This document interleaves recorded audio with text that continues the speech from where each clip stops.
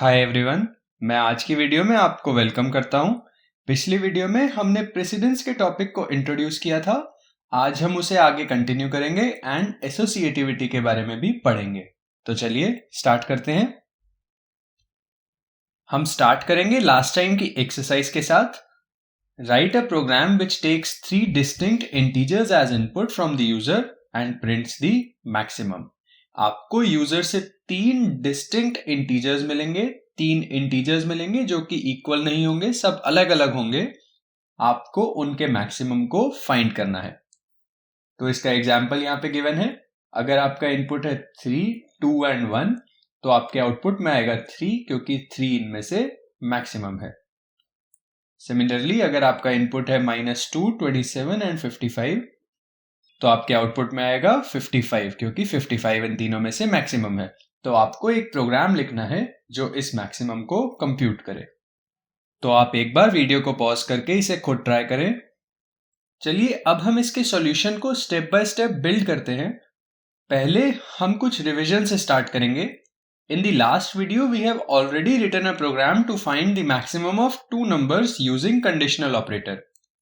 पिछली वीडियो में हमने एक प्रोग्राम देखा था जिसमें हमने दो नंबर्स जो कि num1 एंड num2 वेरिएबल में स्टोर्ड हैं, उनके मैक्सिमम को फाइंड किया था यूजिंग द कंडीशनल ऑपरेटर। तो ये आपकी स्टेटमेंट थी जिसमें आपने मैक्स वेरिएबल में num1 और num2 में से जो भी बड़ा है उसे असाइन किया था। तो इस चीज को हम ऑलरेडी पढ़ चुके हैं। अब हम इसी का यूज करके 3 नंबर्स के मैक्सिमम को फाइंड करेंगे। तो ये हम कैसे करेंगे? To find the maximum of 3 numbers we can use similar logic to first find the maximum of first 2 numbers. पहले हम सिमिलर लॉजिक का यूज करके फर्स्ट 2 नंबर्स के मैक्सिमम को कंप्यूट करेंगे। उसके बाद compare the max with the third number. पहले 2 नंबर्स के मैक्स को थर्ड नंबर से कंपेयर करेंगे एंड जो भी हमारा आंसर होगा वो ही हमारा ओवरऑल मैक्सिमम होगा। तो मान लीजिए अगर आपके इनपुट में आते हैं 2, 3 एंड 4, तो पहले आप इस लॉजिक को यूज करके 2 एंड 3 के मैक्सिमम को फाइंड करेंगे जो कि होगा 3। फिर सिमिलर लॉजिक को यूज करके आप 3 एंड 4 के मैक्सिमम को फाइंड करेंगे जो कि होगा 4। तो इस तरीके से आप कंडीशनल ऑपरेटर का यूज करके 3 नंबर्स के मैक्सिमम को फाइंड कर सकते हैं। This way we can compute the overall maximum of 3 numbers. तो चलिए अब हम इसके प्रोग्राम को देखते हैं। तो सिंस ये प्रोग्राम थोड़ा बड़ा था, यहाँ पे हमने सिर्फ मेन फंक्शन को दिखाया है। आप एज्यूम कर सकते हैं कि इसके ऊपर iostream.h एंड conio.h को इंक्लूड किया गया है। मेन फंक्शन में पहले हमने लिखा clear screen and getch instructions को। क्लियर स्क्रीन क्या करता है? आपकी आउटपुट विंडो को क्लीन कर देता है एंड getch आपकी आउटपुट विंडो को स्टे करवाता है जब तक आप किसी की को प्रेस नहीं कर देते। तो इन दोनों को तो अब हम काफी बार यूज कर चुके हैं। अब हम हमारे मेन इंस्ट्रक्शंस को देखते हैं। सबसे पहले हमने 3 इंटीजर वेरिएबल्स को डिक्लेयर किया, num1, num2 एंड num3। ये 3 हमारे नंबर्स होंगे जो कि हमें यूजर से एज इनपुट मिलेंगे। तो यहाँ पे हमने यूजर से इनपुट में इन 3 वेरिएबल्स को इनपुट कर लिया है। अब एक बार हमारे पास ये तीनों नंबर्स आ गए, अब हमें इनके मैक्सिमम को फाइंड करना है। तो सबसे पहले हमने मैक्स टेम्प नाम के वेरिएबल में, जो कि एक टेम्पररी मैक्सिमम है, स्टोर किया है num1 एंड num2 में से जो भी ज्यादा बड़ा है उसको। तो आप देखेंगे सिमिलर एक्सप्रेशन हमने पिछली स्लाइड में भी देखा था। यहाँ पे हम क्या करते हैं?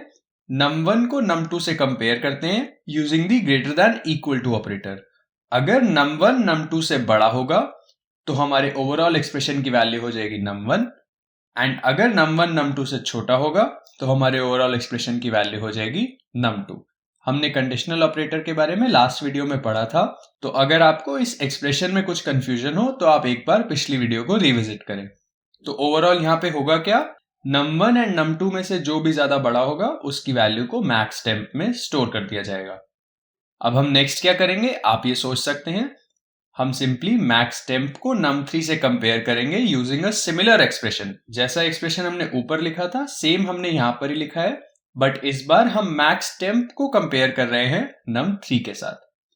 तो मैक्स टेम्प अगर num3 से बड़ा होगा तो आपके ओवरऑल एक्सप्रेशन की वैल्यू हो जाएगी मैक्स टेम्प, एंड अगर num3 आपके मैक्स टेम्प से बड़ा होगा तो आपकी ओवरऑल एक्सप्रेशन की वैल्यू हो जाएगी num3। एंड इस वैल्यू को आप ओवरऑल मैक्स में स्टोर कर देते हैं। फाइनली आपने ओवरऑल मैक्स वेरिएबल की वैल्यू को प्रिंट कर दिया है। तो ये ही आपके मैक्सिमम की वैल्यू होगी। तो चलिए अब हम इसे टर्बो C++ में रन करके देखते हैं। यहाँ पे मैंने आपके प्रोग्राम को पहले ही टर्बो C++ में लिख दिया है। आपको ये प्रोग्राम्स एंड प्रेजेंटेशन वीडियो की डिस्क्रिप्शन में मिल जाएंगे। तो हम Alt F9 से इसे कंपाइल करेंगे, जो कि सक्सेसफुली कंपाइल हो गया, एंड कंट्रोल F9 से हम इसे रन करते हैं। अब यहाँ पे आता है एंटर द नंबर्स। तो जैसे कि मैंने पिछली वीडियो में बताया था, अगर हमें मल्टीपल नंबर्स को इनपुट देना होता है तो हम उनको सेम लाइन में ही लिख सकते हैं, इनके बीच में स्पेसेस से सेपरेट करके। तो यहाँ पे हमें पता है कि हमें 3 नंबर्स को इनपुट देना है, तो हमने पहली लाइन में ही इन तीनों नंबर्स को लिख दिया एंड उसके बाद हम एंटर प्रेस करेंगे तो वो तीनों हमारे इनपुट हो गए एंड हमारे मैक्सिमम की वैल्यू कंप्यूट हुई 12। तो आप इस प्रोग्राम को खुद रन करें एंड मल्टीपल एग्जाम्पल्स के साथ चेक करें कि क्या आपका प्रोग्राम सही चल रहा है। चलिए हम हमारी प्रेजेंटेशन पर वापस चलते हैं। तो अब हम हमारे ऑपरेटर प्रेसिडेंस के डिस्कशन को आगे कंटिन्यू करते हैं। हम देखते हैं कि एग्जाम्पल को यहां पर लिखा है int x equal to 2 into 3 plus 5।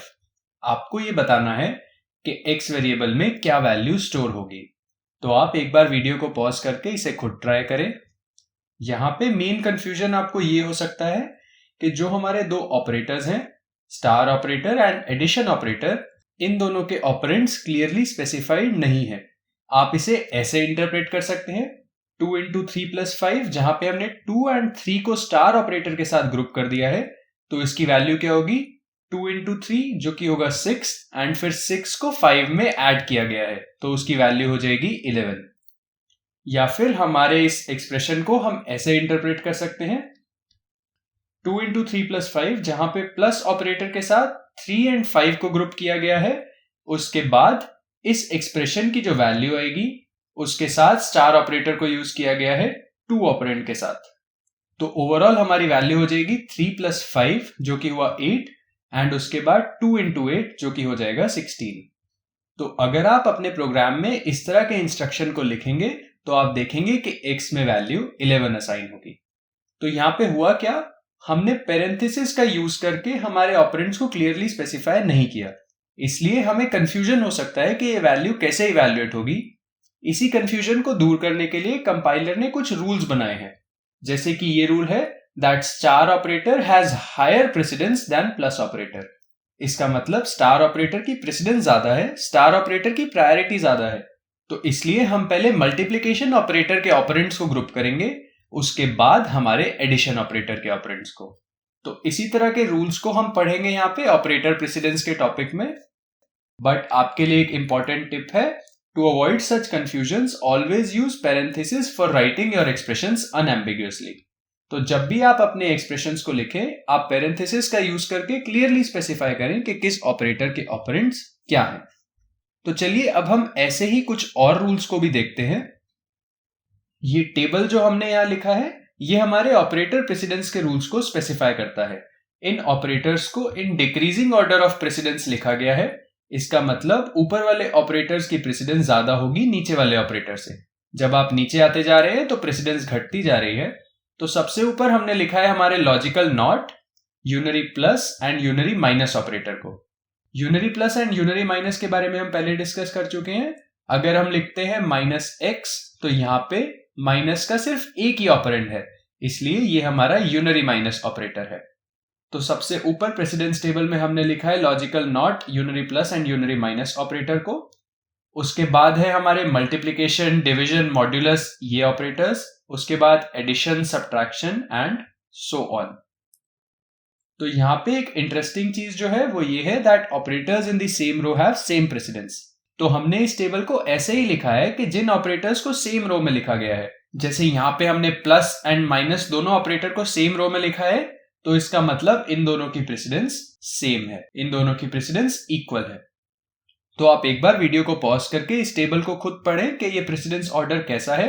आप देखेंगे कि असाइनमेंट ऑपरेटर की प्रेसिडेंस काफी ज्यादा कम होती है और उससे भी नीचे है हमारा कॉमा ऑपरेटर। तो यहाँ पे मैं दो इंपॉर्टेंट पॉइंट मेंशन करना चाहूंगा। एक तो ये प्लस ऑपरेटर यहाँ पे 2 बार मेंशन्ड है, तो आपको यहाँ कंफ्यूज नहीं होना चाहिए। पहली रो में जो ऑपरेटर है वो हमारा यूनरी प्लस ऑपरेटर है, एंड थर्ड रो में जो ऑपरेटर है वो हमारा सिंपल एडिशन का ऑपरेटर है। सेकेंड चीज जिसमें आपको यहाँ कंफ्यूजन हो सकता है, मैंने यहाँ कॉमा का यूज किया है ऑपरेटर्स को सेपरेट करने के लिए, बट ये हमारा कॉमा ऑपरेटर नहीं है, ये सिंपली हमने कॉमा का यूज किया है, लेकिन यहाँ पे हम कॉमा ऑपरेटर की स्पेसिफिकली बात कर रहे हैं। तो इन रूल्स को अच्छे से समझने के लिए हम कुछ एग्जाम्पल्स को देखते हैं, जिसमें हम देखेंगे कि हम इन रूल्स को अप्लाई कैसे करते हैं। तो आपको कुछ एक्सप्रेशंस गिवन रहेंगे, साथ ही साथ आपको प्रेसिडेंस के रूल्स भी गिवन है। आपको ये बताना है कि इन एक्सप्रेशन की वैल्यू क्या होगी। तो ये एग्जाम्पल्स कुछ इस तरह हैं। ये आपके 3 एक्सप्रेशंस हैं। आप एक बार वीडियो को पॉज करके इन्हें खुद इवैल्यूएट करने की कोशिश करें कि इनकी वैल्यू क्या होगी। तो चलिए एक एक करके हम इन्हें सॉल्व करते हैं। हमारा सबसे पहला एक्सप्रेशन है 6 × 9 - 5 mod 2। तो आप हमारे प्रेसिडेंस के चार्ट में देख सकते हैं star operator and modulus operator की प्रेसिडेंस ज्यादा है हमारे सब्ट्रैक्शन ऑपरेटर से। तो इसलिए सबसे पहले हमारे स्टार ऑपरेटर के ऑपरेंड्स को ग्रुप किया जाएगा एंड मॉड्यूलस ऑपरेटर के ऑपरेंड्स को ग्रुप किया जाएगा। उसके बाद ही हमारे सब्ट्रैक्शन ऑपरेटर के ऑपरेंड्स को ग्रुप किया जाएगा। तो आप देख सकते हैं हमारा एक्सप्रेशन कुछ ऐसा सा दिखेगा। यहाँ पे हमने पेरेंथेसिस का यूज करके क्लियरली स्पेसिफाई किया है कि हमारे स्टार ऑपरेटर के ऑपरेंड्स होंगे 6 और 9, हमारे मॉड्यूलस ऑपरेटर के ऑपरेंड्स होंगे 5 और 2। तो 6 × 9 की वैल्यू तो हुई 54 एंड 5 mod 2 की वैल्यू होगी 1, क्योंकि हमने पढ़ा था मॉड ऑपरेटर क्या करता है, वो देता है remainder when 5 is divided by 2। तो जब आप 5 को 2 से डिवाइड करेंगे आपका रिमाइंडर आएगा 1। उसके बाद इन दोनों एक्सप्रेशंस को हम एज ऑपरेंड्स यूज करेंगे हमारे सब्ट्रैक्शन ऑपरेटर के लिए। तो आपका ओवरऑल एक्सप्रेशन की वैल्यू होगी 54 - 1, जो कि होगी 53। तो चलिए अब हम हमारे नेक्स्ट एग्जाम्पल को देखते हैं। यहां पे हमने लिखा है 2 <= 3 एंड 5 <= 6। तो अगेन आप हमारे प्रेसिडेंस के चार्ट में देख सकते हैं हमारे <= ऑपरेटर एंड <= ऑपरेटर की प्रेसिडेंस ज्यादा है हमारे लॉजिकल एंड ऑपरेटर से। तो इसलिए पहले हमारे <= एंड <= ऑपरेटर्स के ऑपरेंड को फिक्स किया जाएगा। उसके बाद ही हम हमारे लॉजिकल एंड ऑपरेटर के ऑपरेंड्स को ग्रुप करेंगे। तो चलिए हम देखते हैं हमारा एक्सप्रेशन कैसा दिखेगा। यहां पे हमने ग्रुप किया है 2 और 3 को हमारे <= ऑपरेटर के साथ एंड 5 <= 6। तो इसलिए आप देख सकते हैं 2 <= 3 तो होगा ट्रू एंड 5 <= 6 होगा फॉल्स, क्योंकि 2 की वैल्यू 3 से छोटी या इक्वल है बट 5 की वैल्यू 6 से बड़ी या इक्वल नहीं है। तो अब हम इनकी वैल्यूज को यूज करेंगे हमारे लॉजिकल एंड ऑपरेटर के साथ। तो लॉजिकल एंड के केस में हमने देखा था अगर हम लिखते हैं a एंड b, तो अगर हमारे दोनों operands a and b true हो तभी हमारा ओवरऑल एक्सप्रेशन भी ट्रू होगा।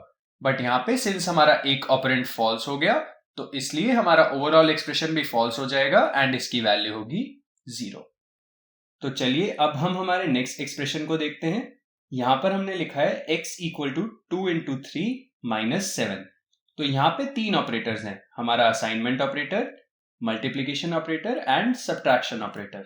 तो अगर हम हमारे प्रेसिडेंस के चार्ट में देखें, सबसे ज्यादा प्रेसिडेंस है हमारे मल्टीप्लिकेशन ऑपरेटर की, उसके बाद है हमारा सब्ट्रैक्शन ऑपरेटर एंड काफी ज्यादा नीचे है हमारा असाइनमेंट ऑपरेटर।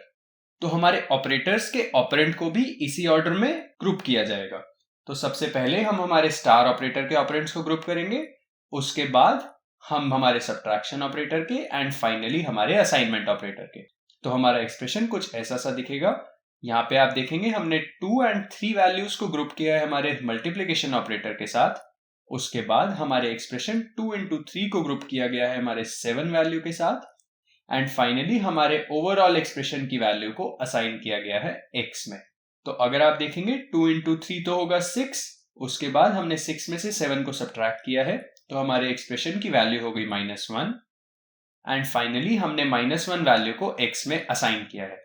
तो x में वैल्यू चली जाएगी -1 एंड हमारे ओवरऑल एक्सप्रेशन की वैल्यू भी -1 ही हो जाएगी, क्योंकि हमने पढ़ा था जब हम लिखते हैं कुछ एक्सप्रेशन ऐसा, मान लीजिए x = a, तो यहाँ पे a वैल्यू को x में असाइन कर दिया जाता है एंड हमारे ओवरऑल एक्सप्रेशन की वैल्यू भी a ही हो जाती है। तो इसलिए हमारे एक्सप्रेशन की वैल्यू हो जाएगी -1। तो अब हमने प्रेसिडेंस के बारे में सीख लिया, अब हम एसोसिएटिविटी के बारे में पढ़ेंगे। एसोसिएटिविटी का काम कब आता है ये समझने के लिए आप इस एक्सप्रेशन को देखिए। यहां पे हमने लिखा है int x equal to 2 into 3/5। तो आप सोच सकते हैं कि x में क्या वैल्यू असाइन होगी। तो पिछली बार की तरह यहां पे भी हमारे जो दो ऑपरेटर्स हैं मल्टीप्लिकेशन एंड डिवीजन, इनके ऑपरेंड्स को क्लियरली स्पेसिफाई नहीं किया गया। आप इसे दो वेज में इंटरप्रेट कर सकते हैं। आप इसे ऐसे देख सकते हैं 2 इंटू 3/5, जहां पे 2 और 3 को हमारे मल्टीप्लिकेशन के साथ ग्रुप किया गया है, तो इसलिए वैल्यू होगी 6/5। एंड जब हमने डिवीजन ऑपरेटर के बारे में पढ़ा था तो हमने सीखा था कि अगर हमारे दोनों ऑपरेंड्स इंटीजर हो तो value of this expression is same as the quotient. इस एक्सप्रेशन की वैल्यू होगी कोशिएंट व्हेन 6 को हम 5 से डिवाइड करेंगे, तो वो वैल्यू होगी 1। तो सेम चीज को हमने यहां भी लिखा है। अब इस एक्सप्रेशन को हम ऐसे भी समझ सकते हैं 2 इंटू 3/5, जहां पे 3 को 5 से पहले डिवाइड किया जाएगा, उसके बाद इस एक्सप्रेशन की वैल्यू को 2 से मल्टीप्लाई किया जाएगा। तो अगर हम लिखते हैं 3/5, तो अगेन इसकी वैल्यू होगी कोशिएंट जब हम 3 को 5 से डिवाइड करेंगे, जो कि होगा 0। तो फाइनली 2 की वैल्यू को 0 से मल्टीप्लाई किया जाएगा एंड हमारे एक्सप्रेशन की वैल्यू हो जाएगी 0।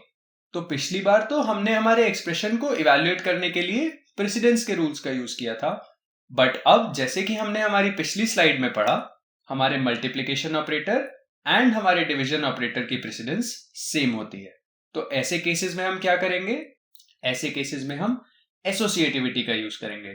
Associativity is used for grouping operands for operators of same precedence. तो अगर किसी एक्सप्रेशन में मल्टीपल ऑपरेटर्स जिनकी प्रेसिडेंस सेम हो उनका यूज किया जाता है, तो ऑपरेंड्स को डिसाइड करने के लिए हम एसोसिएटिविटी का यूज भी करते हैं। तो अगर आप एक प्रोग्राम लिखकर इस एक्सप्रेशन को चेक करेंगे तो आप देखेंगे कि x में वैल्यू 1 असाइन होगी। ऐसा क्यों हुआ? ऐसा इसलिए हुआ because star and division both operators have associativity from left to right. इसका मतलब पहले लेफ्ट वाले ऑपरेटर के ऑपरेंड्स को ग्रुप किया जाएगा, उसके बाद ही राइट वाले ऑपरेटर के ऑपरेंड्स को ग्रुप किया जाएगा।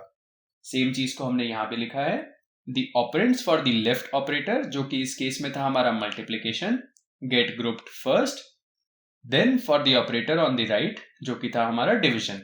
इसलिए हमारे एक्सप्रेशन की वैल्यू हो गई 1। तो इसी तरह के कुछ और रूल्स को अब हम पढ़ेंगे। तो आप देखेंगे कि ये टेबल सिमिलर ही है लास्ट टाइम की तरह, बट अब हमने एक नया कॉलम ऐड किया है जो कि हमारी एसोसिएटिविटी को बताता है। तो आप देखेंगे हमारा logical not, unary plus and unary minus operator की एसोसिएटिविटी होती है राइट टू लेफ्ट। हमारे मल्टीप्लिकेशन, डिवीजन एंड मॉड्यूलस की एसोसिएटिविटी होती है लेफ्ट टू राइट। सिमिलरली हमारे एडिशन एंड सब्ट्रैक्शन की एसोसिएटिविटी भी लेफ्ट टू राइट ही होती है। तो आप देखेंगे मोस्ट ऑफ द ऑपरेटर्स की एसोसिएटिविटी लेफ्ट टू राइट है, बट दो ग्रुप ऑफ ऑपरेटर्स, एक तो है unary plus, unary minus and logical not, and हमारा असाइनमेंट ऑपरेटर, इनकी एसोसिएटिविटी होती है राइट टू लेफ्ट। तो एक इंपॉर्टेंट पॉइंट, जैसे कि हमने पिछली बार भी मेंशन किया था, ऑपरेटर्स जिनको हमने सेम रो में लिखा है उनकी same precedence and same associativity होगी। इसका मतलब जैसे हमने यहाँ पे प्लस एंड माइनस को एक ही रो में लिखा है, तो इनकी प्रेसिडेंस भी सेम होगी एंड इनकी एसोसिएटिविटी भी सेम होगी। दोनों ऑपरेटर्स की एसोसिएटिविटी लेफ्ट टू राइट ही है। तो अब एसोसिएटिविटी को अच्छे से समझने के लिए हम इसके भी कुछ एग्जांपल्स देखेंगे। अगेन हमें कुछ एक्सप्रेशंस गिवन रहेंगे एंड हमारे एसोसिएटिविटी एंड प्रेसिडेंस का चार्ट भी यहाँ पर गिवन है। हमें इन एक्सप्रेशंस की वैल्यू इवैल्यूएट करनी है। तो आप एक बार वीडियो को पॉज करके इन क्वेश्चंस को खुद ट्राई करें। तो चलिए एक एक करके हम इन्हें सॉल्व करते हैं। सबसे पहला एक्सप्रेशन है हमारा 6 - 9 - 5 + 2। तो यहाँ पे दो ऑपरेटर्स का यूज किया गया है। एक तो है हमारा सब्ट्रैक्शन ऑपरेटर एंड दूसरा है एडिशन। तो आप हमारे चार्ट में देख सकते हैं कि दोनों ऑपरेटर्स की प्रेसिडेंस सेम ही है, साथ ही साथ दोनों ऑपरेटर्स की एसोसिएटिविटी भी लेफ्ट टू राइट है। तो इसलिए पहले लेफ्ट मोस्ट ऑपरेटर के ऑपरेंड्स को ग्रुप किया जाएगा एंड उससे हम राइट की तरफ बढ़ेंगे।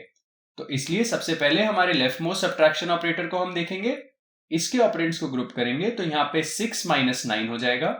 उसके बाद हम हमारे राइट वाले सब्ट्रैक्शन ऑपरेटर को देखेंगे, तो 6 - 9 एक्सप्रेशन की वैल्यू में से 5 को सब्ट्रैक्ट किया जाएगा एंड फाइनली 6 - 9 - 5 एक्सप्रेशन की वैल्यू में 2 को ऐड किया जाएगा। तो हमारा ओवरऑल एक्सप्रेशन कुछ ऐसा सा दिखेगा। आप देख सकते हैं हमने 6 और 9 को ग्रुप किया है हमारे पहले सब्ट्रैक्शन ऑपरेटर के साथ। फाइनली 6 - 9 एक्सप्रेशन में से हमने 5 की वैल्यू को सब्ट्रैक्ट किया है एंड उसमें 2 को ऐड किया है। तो अगर आप इसे इवैल्यूएट करेंगे हमारे ओवरऑल एक्सप्रेशन की वैल्यू होगी 6 - 9 जो कि होगा -3, -3 - 5 जो कि होगा -8 एंड फाइनली -8 + 2 जो कि होगा -6। चलिए अब हम हमारे नेक्स्ट एक्सप्रेशन को देखते हैं। यहां पर हमने लिखा है 20 <= 50 <= 30। तो यहां पे हमने दोनों बार <= ऑपरेटर का यूज किया है, तो उसकी प्रेसिडेंस तो सेम ही है एंड उसकी एसोसिएटिविटी है लेफ्ट टू राइट। तो इसलिए पहले लेफ्ट वाले ऑपरेटर के ऑपरेंड्स को ग्रुप किया जाएगा, उसके बाद ही राइट वाले ऑपरेटर के ऑपरेंड्स को ग्रुप किया जाएगा। तो इसलिए हमारा एक्सप्रेशन कुछ ऐसा सा दिखेगा, 20 <= 50 एंड इस एक्सप्रेशन की वैल्यू के साथ कंपेयर किया है 30 को। तो अगर हम देखें 20 <= 50 वैल्यू क्या होगी, वो होगा ट्रू एंड इसलिए इस एक्सप्रेशन की वैल्यू हो जाएगी 1। फाइनली हम 1 को कंपेयर करेंगे 30 के साथ, तो हमारा एक्सप्रेशन कुछ ऐसा सा दिखेगा। तो अब सिंस 1 की वैल्यू 30 से छोटी होती है, ये एक्सप्रेशन भी ट्रू हो जाएगा एंड हमारे एक्सप्रेशन की वैल्यू हो जाएगी 1। तो आपको याद होगा हमने इस एक्सप्रेशन को पहले भी देखा है जब हमने रिलेशनल ऑपरेटर्स के बारे में बात की थी। अब हम हमारे लास्ट एक्सप्रेशन को देखते हैं, वो है 20 <= 50 एंड ये है हमारा लॉजिकल एंड ऑपरेटर 50 <= 30। तो यहाँ पे दो ऑपरेटर्स का यूज किया गया है, <= एंड लॉजिकल एंड। तो आप हमारे चार्ट में देख सकते हैं <= की प्रेसिडेंस ज्यादा होती है हमारे लॉजिकल एंड ऑपरेटर से, इसलिए पहले <= के ऑपरेंड्स को ग्रुप किया जाएगा एंड उसके बाद हमारे लॉजिकल एंड के। तो इसलिए हमारा एक्सप्रेशन कुछ ऐसा सा दिखेगा। आप देख सकते हैं हमने लिखा है 20 <= 50 एंड 50 <= 30 एंड इन दोनों एक्सप्रेशंस को हमने ग्रुप किया है using the logical and operator. तो इसकी वैल्यू क्या होगी, 20 <= 50 तो होगा ट्रू एंड 50 <= 30 होगा फॉल्स। तो आप देख सकते हैं सिंस हमारे लॉजिकल एंड ऑपरेटर का एटलीस्ट एक ऑपरेंड भी फॉल्स हो गया है, इसलिए हमारा ओवरऑल एक्सप्रेशन भी फॉल्स हो जाएगा एंड इसकी वैल्यू हो जाएगी 0। तो इन एग्जाम्पल्स के थ्रू आपने देखा कि कैसे कंपाइलर प्रेसिडेंस एंड एसोसिएटिविटी के रूल्स का यूज करके हमारे एक्सप्रेशंस की वैल्यू को इवैल्यूएट करता है। इसलिए इन रूल्स को समझना बहुत ही इंपॉर्टेंट है। बट अब हमें यह भी पता चल रहा है कि हम इतने सारे रूल्स को हमेशा याद नहीं रख सकते। इसलिए हम क्या करेंगे, जब भी हमें कोई एक्सप्रेशन लिखना होगा तो हम पैरेंथेसिस का यूज करके क्लियरली हमारे ऑपरेंड्स को पहले ही ग्रुप कर देंगे कि हमारे एक्सप्रेशन की इवैल्यूएशन में कोई भी एम्बिग्युइटी ना रहे, हमसे कोई भी ऐसी गलती ना हो। तो आप इस टिप को हमेशा ध्यान रखिएगा, अपने एक्सप्रेशंस को बिल्कुल क्लियरली लिखिएगा। तो आज की वीडियो में हमने operator precedence and operator associativity के बारे में अच्छे से समझा। अगली वीडियो में हम टाइप कास्टिंग के बारे में समझेंगे। अगर आपको आज की वीडियो में कुछ भी डाउट्स या सजेशंस हो तो आप नीचे कमेंट सेक्शन में लिख दें एंड मैं जल्दी से जल्दी रिप्लाई करने की कोशिश करूंगा। Thank you.